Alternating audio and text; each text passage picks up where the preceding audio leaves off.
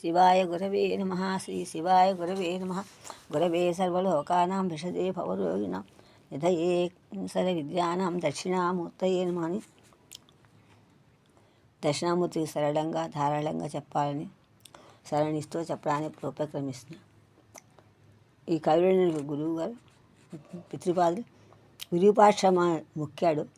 నమస్కారాన్ని దాగిలి మొక్కి ఆ కవివరుండు ఆ విరూపాక్షు విపునకు జాగి మృక్కి భుజిత రీతులను ఎల్లరను ఉపచరించి వ్యాస వాల్మీకి కాళిదాసాది కవుల ఆ కవిత్రయుని తలచి భీమాసుతుండు వారి కోరిక పెనుగద్దపై వసించే. ఆ కవి అంటే ఇక్కడ శ్రీనివాస్ మాట. ఆడ కూర్చుని కవిత్రయాన్ని వ్యాసకాల్మిక కవులందరినీ కూడా వాల్మీకి గురువుగారు కూడా నమస్కరించి అందరూ కూడా శివుళ్ళు కలిసిపోయారు. ఆ గుర్తు చేసుకుంటూ ఒక్కసారి ఆ కాళిదాసు గురించి చెప్పుకుంటున్నాం మనం. గురువుగారు అభినవ శాకుంతలం రాశారు, అది ఎక్కడ ఉందో తెలియదు సమయం. ఇక్కడ డైరెక్ట్గానే నేరుగా మాట్లాడుతోంది దుష్యంతుడితోటి. అందులో శాంగరవు శాదోతుడు శిష్యుడు అభినవ శాకుంతలంలో అభిజ్ఞా శాకుంతలో చెప్పారు. మా నాన్న రాసిన శాకుంతం నాకు ఏం నేను చూడాలి పుస్తకం, కానీ ఇది నేరుగా మాట్లాడుతూనే చెప్తాను. అక్కడ గౌతమి దగ్గరికి వచ్చింది సాంగా అందించారు. కానీ చెప్పినప్పుడు కూడా మనస్థితి మాత్రం ఇక్కడ అబద్ధం ఆడుతున్నాడు. ఏమవుతుంది మనస్థితి మా ఒకలానే కనిపిస్తుంది, కానీ మర్చిపోయాడా అంగుళీకం బాగా గుర్తిస్తాడు. దృశ్యం కాదు, ఒక మనస్థితి ఆలోచిస్తున్నాం మనం. దుష్యంతుని ఉన్నటువంటి అంతఃకరణ నిత్యజాగాద అవస్థభూతమే ఉన్నది. నిత్యమే ఎల్లప్పుడూ కూడా మెడుగ్గా ఉంది. ఈ అంతఃకరణ 4 విధాలుగా ఉంటుంది. అందులో ఒకటి మనస్సు.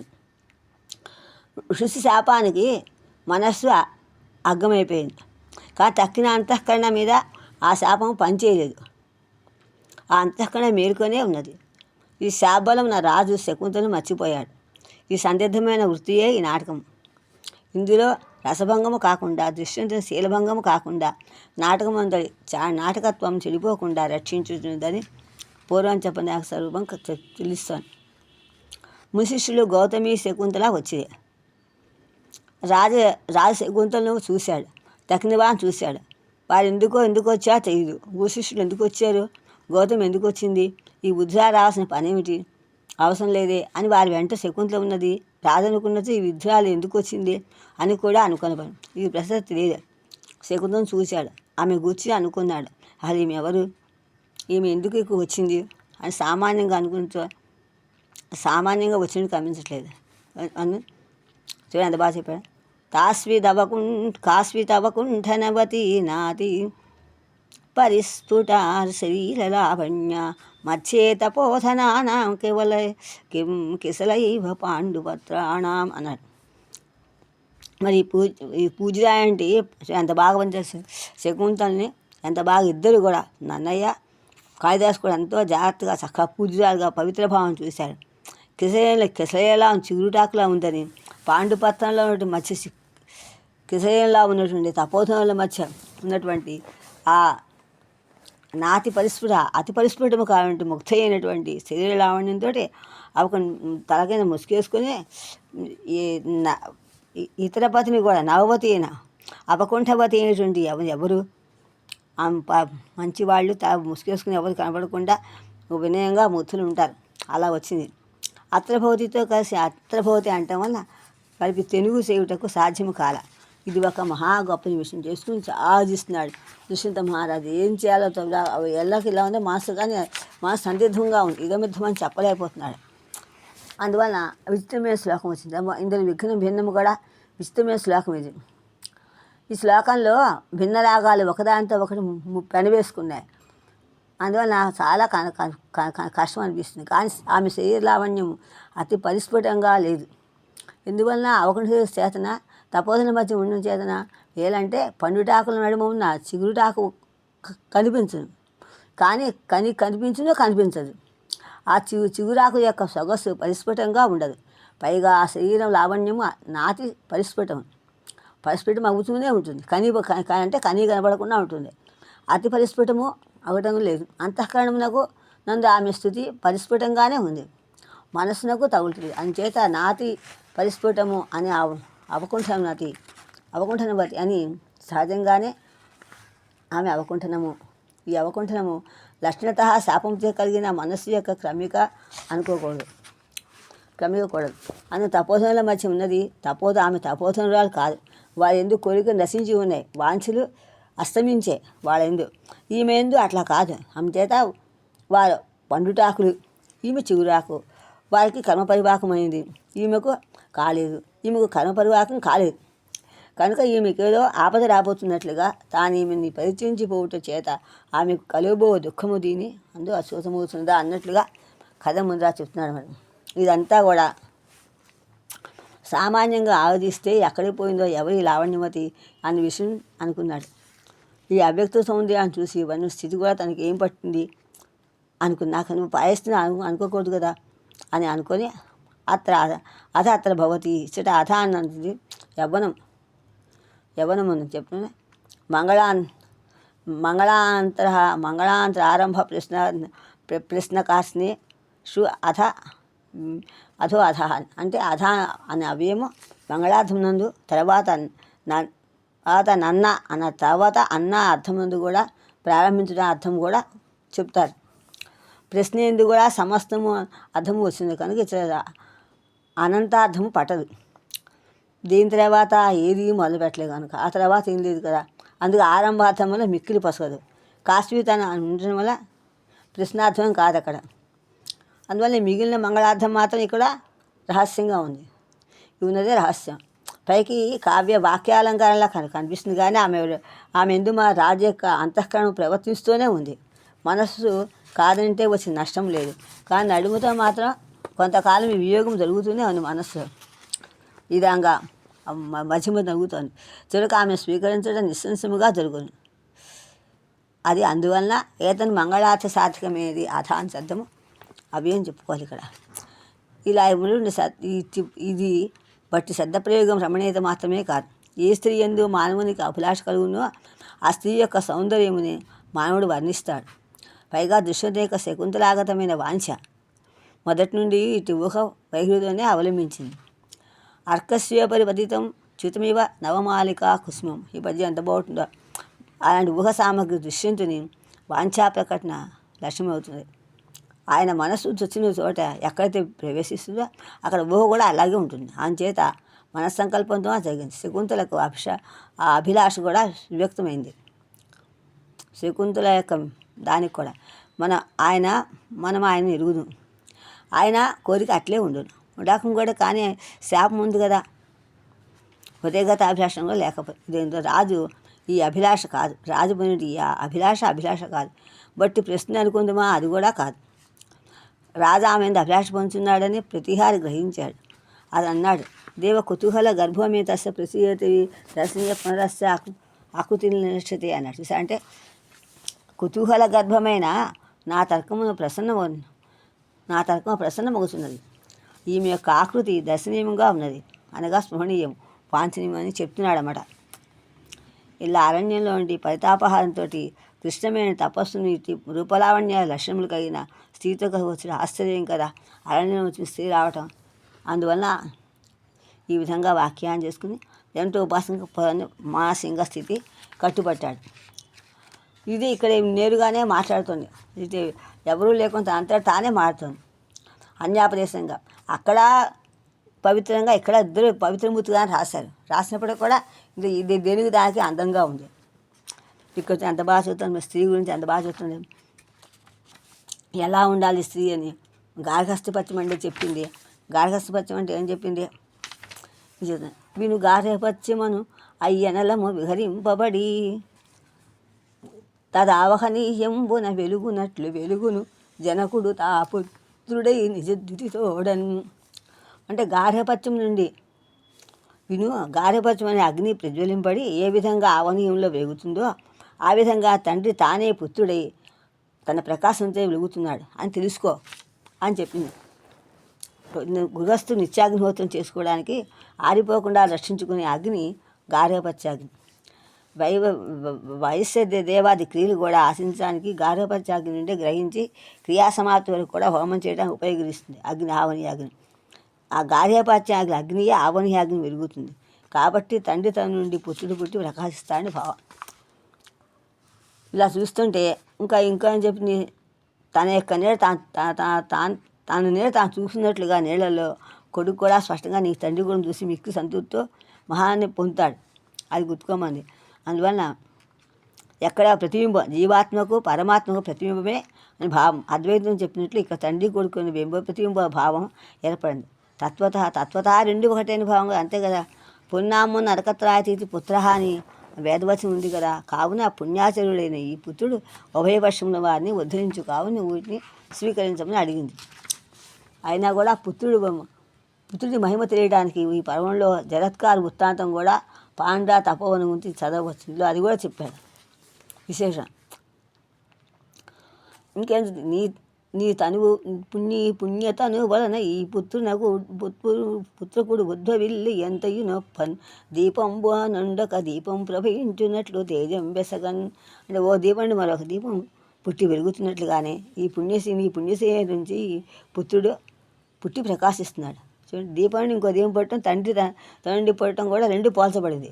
వెలిగించిన దీపం ఆకృతి కోల్పోయేది లేదు, వనే తగ్గేది లేదు. వెలిగించిన దీపంలానే ఆకృతితో తేజస్సు సమంగా ప్రకాశిస్తుంది.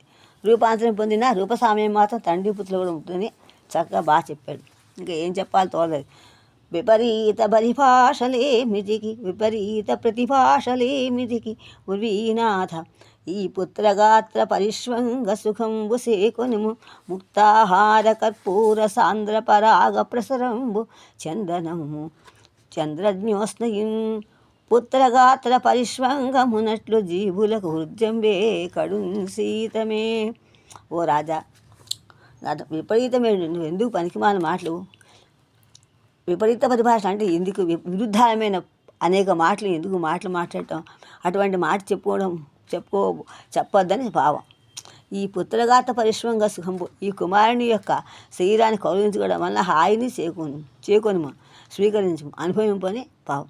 ముక్తాహార కర్పూర సాంద్ర పరాక ప్రసరంబుల ముత్తాహారాలు పచ్చకర్పూరమును దట్టమైన పొడి యొక్క వ్యాపనమును అంటే పచ్చకర్పూరు మైపూత అని భావం అన్నమాట.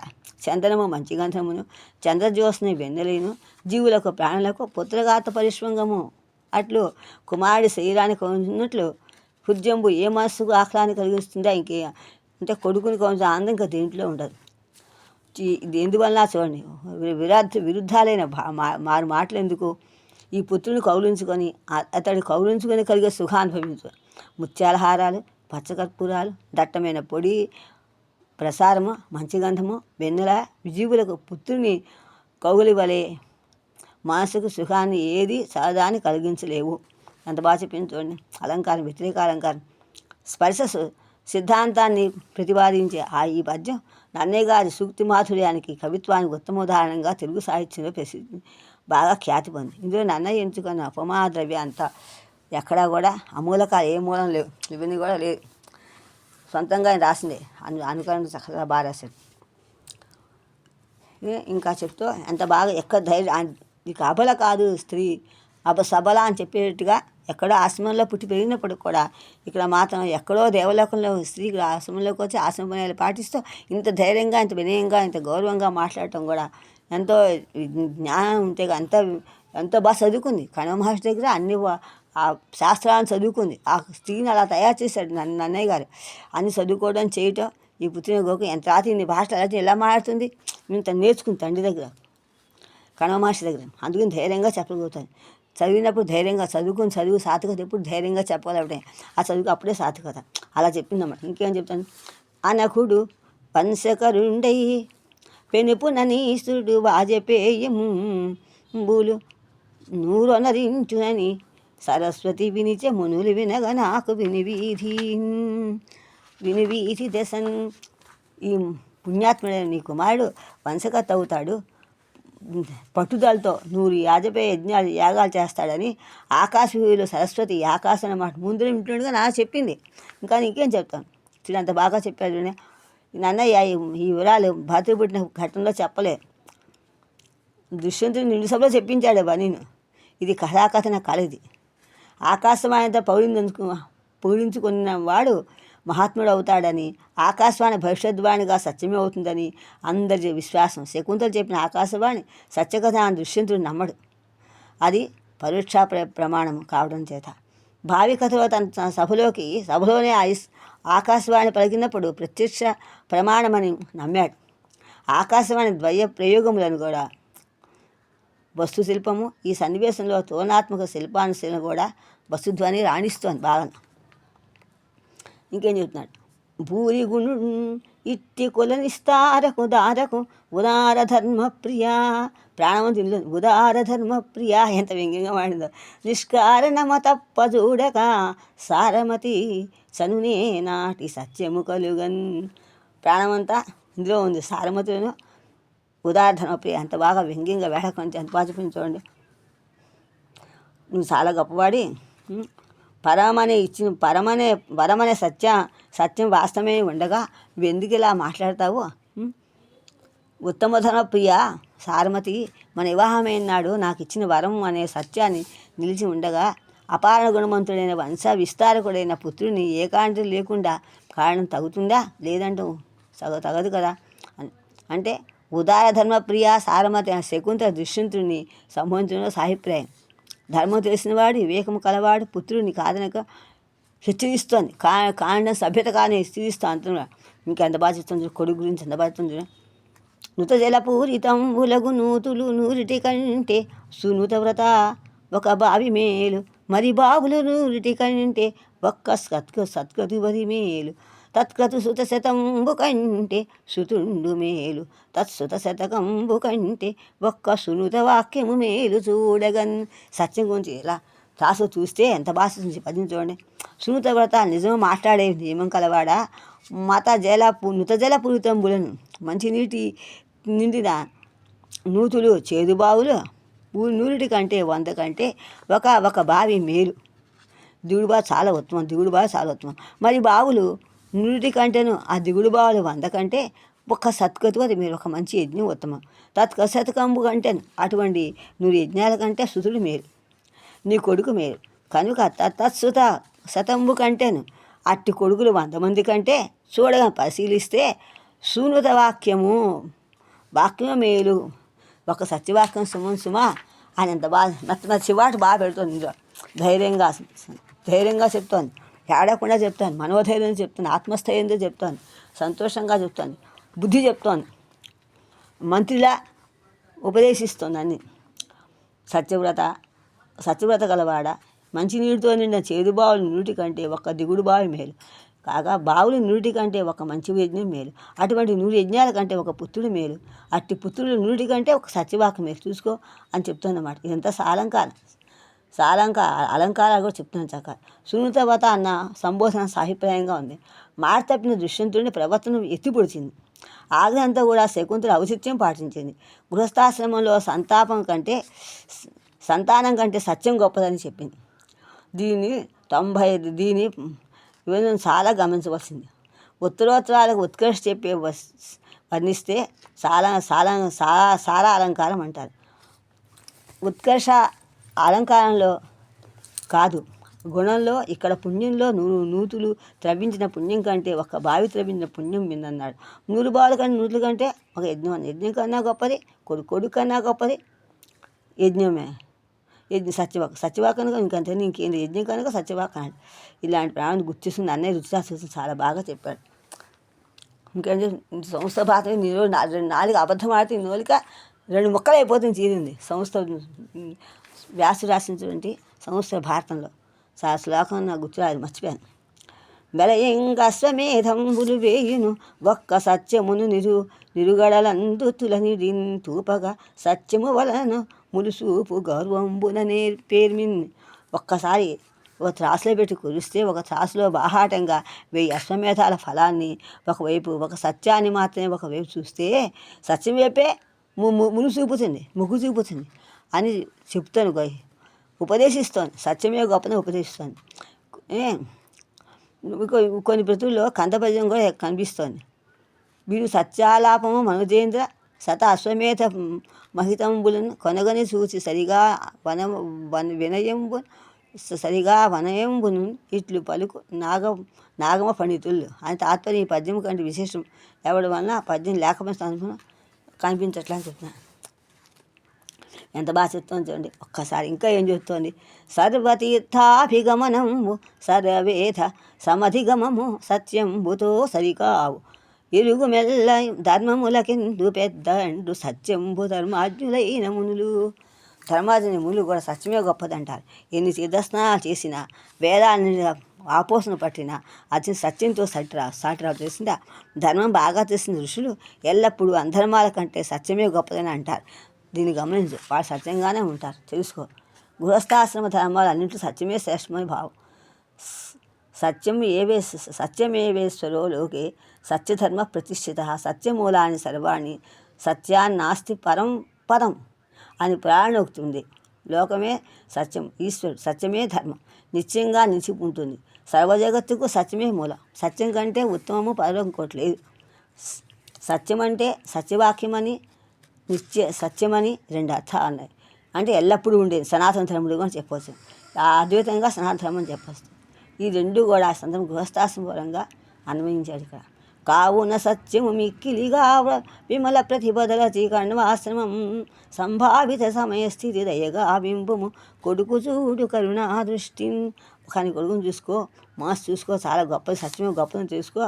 కణమహర్షి ఆశ్రమం నువ్వేమిచ్చావో ప్రతి దయతో నెరవేర్చు, నీ కొడుకుని దయచుడు. అంటే అర్థం ఏంటి? గృహస్థాశ్రమ ధర్మంలో సత్యం చేత సర్వార్థ సాధన చేయవచ్చని భావమడ. క్షత్రవరుడైన విశ్వామిత్రునకు పవిత్ర అయిన మేనకు కొన్ని పుత్రుకు పలుకగా ధాత్రి ఈతలనాథ ఇంత ధర్మి ఈతరిని. నిన్న తల్లి సామాన్యులా ఈ ఒక పద్యాన్ని పట్టుకొని దీన్ని అవమానిస్తే నీకు పుట్టగతులు ఉండవని చెప్పి సాంగా చదివితే కణమహర్షి చెప్పించాడు. యాశ్చర్య చేసే కొంత నాలుగు శ్లోకాల్లో కూడా భావం ఇది, భావం అదే. ఎలా ఉంటే పెళ్ళాకంటే ఒకవేళ ఏమన్నా ఇవి ఇంకా అగోపరిచావో నీకు మళ్ళీ శాప మీద ఊతుందని చెప్పాడు. జాగ్రత్త అన్నట్టు అలా ఆ దృష్టిలో పెట్టినాడు అన్నమాట. ఓ క్షత్రియులవత్తమైన విశ్వామిత్రునికి నేను పవిత్రాలైన మేనకు యుగురాయన కుమార్తెను, నేను అబద్ధాలు ఆడటానికి అంత అధర్మరాని పని కాదు అని హెచ్చరిస్తాను. ఒక శకుంతల పలుకులు వినకుండా విన్నాడు. తీసిపడి ఈ విధంగా ఏమీ పట్టించుకోవద్దు. ఈనట్టుగా ఏనట నీవేట సుతుడేట ఏనెప్పుడు తొల్లి చూచి ఎరుగను నిన్ను మాయలు అసత్య వచనులు ఇట్టుల అసత్య భాషణం ఉచితమే. లోకంలో ఆడవాళ్ళు అబద్ధాలు ఆడతారని తెలుసు, కానీ నువ్వు కూడా అబద్ధం ఆడతావా, అబద్ధాలు ఆడతారు అన్నట్టుగా ఈ విధంగా అసత్యం నువ్వెవరో నానేమో తెలియదు, ఉచితం కాదు, ఈ పిల్లాడు ఎక్కడ తీసుకొస్తావా అని ధైర్యంగా చెప్పాడు. లోపల భయం కూడా చెప్పేశాడు అన్నమాట. అసత్యవచనా నార్య అని మూలం ఉంది. దీన్ని అన్నయ్య ఔచిత్యంగా తిరుగు చేశాడు. స్త్రీలు అసత్యవరులు అంటే అనటంలో ఒక విశేషం ఉంది. ఆడవారు అసత్యాలు మాట్లాడతారు అని నిశ్చార్థం కాకుండా ఆడవారు అబద్ధాలు చెబుతారేమో అన్న పేరు నీ వలన వచ్చేటట్లుగా చేయొద్దని చెప్పి ఔచిత్యం. స్త్రీ జాతికి అపకీర్తి తేవద్దని హెచ్చరిక కూడా ఇందులో కనిపిస్తోంది. మరొక విశేషం ఏంటి? మహాభారతంలో సంశోధిత ముద్రణలో పేర్కొంది. ఏంటది? వనకన్యయట నేనట వనమున గాంధర్వమున వివాహం బట నందను గనినట మరచితినట వినకూడునే ఇట్టి భంగి విపరీతోక్తులు. నన్నుదని అప్పకవి కూడా రాశాడు. ఈ పద్యం పెనుగరపద్యం శృంగాశాంతంలో కూడా ఉంది. శృంగాశాంతం కూడా అది కూడా ఇందులో శృంగాశాంతం కూడా ఆయన చెప్పేసాను, ఇందులో చెప్పట్లే చెప్పేసాను అని ఇచ్చోటనే ఉండబోయి ప్రథమ సంపుటంలో కూడా ఉందన్నమాట. దుష్యంతుడు ఈ మాటలంత రవా శకుంతల మేనకాపుత్రుడు అనౌచిత్యంతో కూడిన నిందావాక్యాలతో చెప్పినట్టుగా సంస్థ భారతంలో ఉంది. అధిక్షేపించినట్లుగా నన్నయ్య ఆ మాటలన్నీ కూడా పోయి శకుంతలని సచ్చీలాన్ని వ్యక్తం చేశాడు. తీసి స్థిరత్వం లోపం రాకుండా ధైర్యంగా సత్యాగా ధైర్యంగా చెప్పింది. ఏమైనా బాహటంగా చెప్పాలి, పవర్గా చెప్పకూడదు, నటికిలాగా వినయంగా చెప్పింది. స్త్రీ జాతిని చాలా తీసి అందువల్ల వదిలేశాడు. ఇక్కడ పొడవున ప్రాయంబున కడుగడచి బలంబునను చూడగా అసదృశుని కొడుకని ఈతని నెంతయు నడమడుగా చూపదెత్తే ఇందరి ననగన్. నేను అంత అబద్ధం ఆడదాం అనుకుంటున్నావా? చూడగా రూపంలోనూ వయసులోనూ అధికమే బలంతో సాట్లేనివాడు కనబడుతుంది ఇతడు నీ కొడుకని ఎంతో విరుద్ధంగా అందరూ నవ్వేటట్టు నాకు చూపడానికి తీసుకొచ్చావా అని ఎత్తి పొడుస్తున్నాడు శకుంతలతో. అన్ని బలాచ అన్నీ నాలా ఉన్నా నా ధైర్యంగా అన్నీ పోల్చి ఇలా అంటావా అని తిడుతున్నాడు. ఇలా లోకవిరుద్ధమునేమో ఏమూడదు అయుక్తంబులైన పలుకులు పలుకక నీ ఆశ్రమంబునకం పొమ్మని శకుంతల అంతఃకరణ అత్యంత సంతాపిత అంతఃకరణ ఈ పాపంలో బాధపడుతోంది. ఎవరిని ఏమలేదు. ఇటువంటి లోకవాస్తవ వ్యతిరేకాంశాలు మేము అంగీకరించాం. తగిన మాటలు పలుక నీవు ఎక్కడి నుంచి వచ్చాక వెళ్ళిపో, ఎందుండి వచ్చి అతను వెళ్ళిపోమన్నాడు అని దుష్యంతుడు చెప్తుంటే శాకుంతల మనసులో బాగా బాధపడి ఏడవకుండా ధైర్యంగా చెప్తాను. చూడు ఎంత మంచి పద్యం. తడేక బుట్టినాడ తల్లి చే తండ్రి చే విడువబడిది, ఇప్పుడు పతి చేతని విడువబడిది ఎక్కువ నుడుగులు వేయు నీకేల ఇప్పాటి నోములు తొల్లి కడిగిను అచితినిగాకేమి ఆచి గందెడెందమునా. ఏమైనా కష్టం వస్తే నీ వీడిని విమర్శించకూడదు. అయ్యో ఎంత పాపం చేస్తాను, ఎక్కడ పుట్టిందో నాకు ఇష్టం వచ్చిందని బాధపడాలి, దేవుని తలుచుకోవాలి. పుట్టినాడు తల్లిదండ్రులను విడిచిపెట్టారు, ఇప్పుడు భర్త కూడా విడిచిపెట్టేశాడు. అందుకే నేను అనేక మాట్లాడటం ఎందుకు, పూర్వం ఇటువంటి ఏ కొరలేని నోములు ఎన్ని వచ్చానో ఏంటో, ఏ కోరిక వదిలేశానో, ఏ ఏ ఏ ఏ పూజా ఫలం వచ్చిందో పూజ చేసి ఉంటారు అని చెప్పి ఈ విధంగా చాలా బాధపడుతూ చేసింది. ఈ రచన కూడా కావ్యం ఇందులో కూడా నన్నే చాలా జాగ్రత్తగా పెంచాను. ఇటు తద్దయి దుఃఖించి విగతాసేయి బోరున తొలగొని బాష్పజలంబులు అందంతా ఒత్తుకోవచ్చు, ఇంకా దైవంబే కానీ ఎండు చరణంబు లేదని పరమపతివ్రత దోటుకొని కమ్మరిపోవున్న అవసరంబునని ఎవరితో మాట తప్పు తెలుసుకుని తలంచుకోడు అంతమంది ధైర్యంగా చెప్పింది. కానీ ఇక 10 మందిలో తన ఆమపడి అతను కూడా ఆమె పెట్టడం ఇష్టం లేక ధైర్యంగా ఎంత బాగా శకుంతలం ఎంత బాగా దుష్యంతుడు ఇందు రాణి స్థితి రాజ్యం యొక్క స్థితి పోగొట్టకుండా అటు ఇటు మర్యాదగా ఉండేట్టుగా ఎంత బాగా గౌరవంగా నన్నయ్యగా చిత్రించారు చూడండి. ఈ విధంగా మిక్కిలి ఏడ్చి ఆశలు వదులుకొని ఎడపడి అలా ధారగా వస్తుంటే కళ్ళని అప్పుడప్పుడు ఒత్తుకుంటూ ఇక నాకు దయమేకుంటూ ఉత్తమ పతివత కొడుకుని వెంట పట్టుకుని వెళ్ళిపోతుంది. అన్యథా శరణన్న త్వమేవ శరణమ్మ అనివ్వండి భక్తిభావం శకుంతలిస్తుంది. కాబట్టి దేవరక్షణ కలుగుతుందని భావి కథాతత్వాన్ని కూడా తెలుస్తుంది. అలాగే దివ్యవాణి ఇలా చెప్తుంది శకుంతల.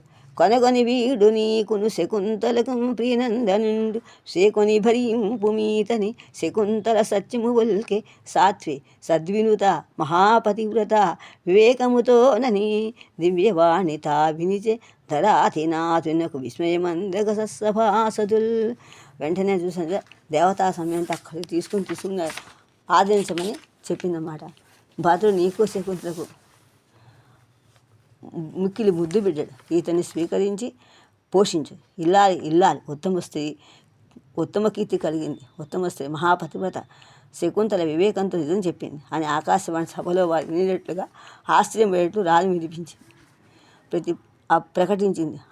ఈ కథా నిర్వహణలో నిజంగా అద్భుత రసం ఉండాలని లక్షణవాక్యం ఉందన్నమాట. సభాసదులు విస్మయం అందేటట్లుగా ఆకాశవాణి పలకడం వల్ల అది సిద్ధించింది. ఇందులో స్వతసిద్ధంగా ఏర్పడిన అర్థశక్తి వలన కలిగిన వస్తువు చేసే వస్తుధ్వని అంటే సంభవ్యత్వం శక్తి ఉద్భవతి వస్తుకృత వస్తుధ్వని ఉన్నది. ఏనటా నీవేటా చూడలేదా అని తొలి చూసిన ఎరుగుని అన్నాడు కదా. దుష్టుని మాటలకు పరుష్ట సమాన దివ్యవాణి సాక్ష్యం. పురుషుడి వృత్తాంతాన్ని గమనిస్తూ ఉండే మహాపదార్థాలతోటి శబ్దగుణం కలిగిన ఆకాశం సాక్ష్యం పలకడం అద్భుతం, ఔచిత్యం. అమూర్తమైనటువంటి ఆకాశవాణికి మానవీకరణం వస్తు కళా విశేషం. కొనుగొని వీడు నీకు శకుంతో ప్రియంద్రుని వాక్యంలో దుష్టుని ఆక్షేపాలని నిరాకరించబడ్డాయి. తల్లిదండ్రులకు ప్రియనందుడు భరతుడు అని పేర్కోవడంలో శకుంతలకు వలనే దుష్యంతుని కూడా భరతుడు ప్రీతిపాత్రుడైన రాజు కావాలని ఆ సత్యాన్ని దాస్తున్నాడని కొడుకును స్వీకరింపుడని ధర్మప్రబోధం. శకును సత్యం చెప్పిన అనడంలో దుష్యంతుడు అబద్ధం చెప్పాడని తేలిక తాత్పర్యం. కానీ శకుంత వివేకవతి. ఆమెతో ఉపన్యాసంలో క్రమంగా గృహిణి గొప్పతనాన్ని చెప్పి సాధ్యం అనిపించుకుంది. చక్రవర్తి కాబోయే కొడుకు గొప్పతనాన్ని వివరించి సద్వినుతయింది. అలాగే దుష్యంతుని ఇంత సుకుమారంగా మందలించి సత్యాన్ని ప్రతిష్ఠించిన ఆకాశవాణి మాటలు కూర్చున్నటి రచనలో సౌకుమార్యమైనటువంటి శబ్దగుణం కూడా సాధ్యంగా వచ్చింది. పురుషవాక్యాలు తిరస్కరించిన దుష్యంతుని దివ్యవాణి సుకుమారంగా ధర్మాన్ని ఉద్దేశించింది. దీన్ని వస్తుధ్వనితో నిర్వహించిన నన్నయ్య రచనాశిల్పం. ఈ విధంగా ఉండగా శకుంతల పాతివ్రత్యాన్ని గురించి, సత్యాన్ని గురించి, భరతుని పుట్టు గురించి మిక్కి సంతోషంతో కించే దేవత మాటలు విస్పష్టంగా ఆకాశం నుండి వెలువడుతుండే దుష్యంతుడు సభాలతో అందరూ విన్నాడు. అప్పుడు తన ఒప్పు తాను ఒప్పుకున్నాడు. ఏమంటున్నాడు? అలనాడు నేను కోరుకోటి కన్నమహర్షి ఆశ్రమానికి వెళ్ళాను. గాంధర్విని విశ్రయించి ఆశ్రమం పెళ్లి చేస్తున్నాను, గాంధర్వ వివాహం చేస్తున్నాను. ఈమె నాకు ఎవరికి తెలియదు. అందువలన నేను చేస్తే అందువల్ల నేను ఇతరు ఎవరో తెలియదు కాబట్టి లోకనింద కలుగునేమో ఆ భయంతో నాకేమీ తెలియదని కఠినంగా అన్నాను. ఇవి నాకు తెలియదన్నా. కానీ ఇప్పుడు అందరికీ తెలిసేట్లు అద్భుతంగా ఆకాశవాణి చెప్పింది కాబట్టి నిజాన్ని బయటపెట్టాడు. కళంకాన్ని కడిగేసుకున్నాడు. ఈ పట్టణం వల్ల శకుంతల అంటే తద్భవతి అవుతుంది కదా, అందువల్ల నేను ఇలా చేశాను వినయంగా చెప్పినాడు. అలా ఇలా చేయకూడదని. అలా దుష్యంతుడు అమిత ప్రేమతో కొడుకుని ఎత్తుకొని సంతోషంతో కలిగిన పొలకలతో కనుక పట్టమహర్షి అయిన శకుంతల మిక్కిలి ప్రణయ గౌరవంతో సన్మానించాడు. భరతుడిని గౌరవం యవరాజ్య పదవిలో అభిషేకించి చాలా రాశిగా అనుభవించేట్టు చేశాడు. రాజ్యపాలన అంతా కూడా బ్రతికించి తాను తపోవనానికి వెళ్ళిపోయాడు.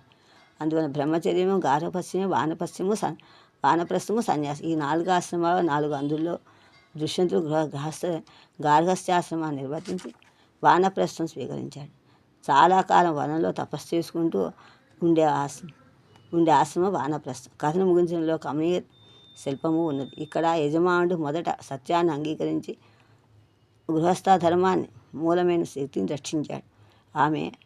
ఆ మీద తర్వాత పుత్రఘాత పరిశ్రమ అనుభవించి దీపం వలన వెలిగిన దీపం వలె అద్వైతానుభవంతో స్పర్శజ్ఞానం వలన కలిగిన పులకలతో పుత్రమహిమను చవి చూశాడు. గార్హపత్యాగ్ని ఆహ్వానంతో ప్రతిబింబించడానికి కారకులైన ఇల్లాన్ని సంభావించాడు.